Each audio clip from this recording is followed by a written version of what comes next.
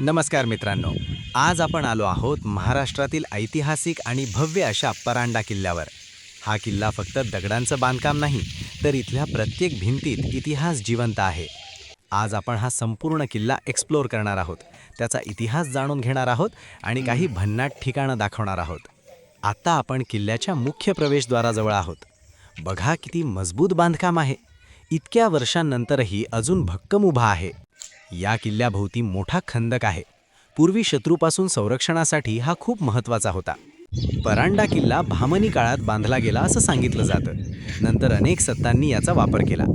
हा किल्ला स्ट्रॅटेजिक लोकेशनमुळे खूप महत्त्वाचा होता. इतक्या मोठ्या तोफा इथे का आहेत हे पुढे पाहूया. मित्रांनो, आता आपण आलो आहोत किल्ल्यातल्या प्रसिद्ध तोफांजवळ.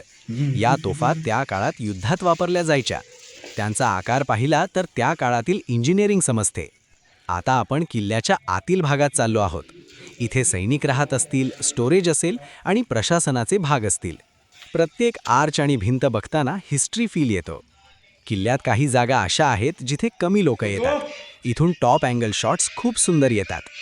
इतक्या जुन्या जागेत उभं राहिल्यावर वेगळंच वाटतं. इतिहास फक्त छत्रपती पुस्तकात शिवाजी नसतो, तो महाराज अशा की ठिकाणी जय. जिवंत दिसतो.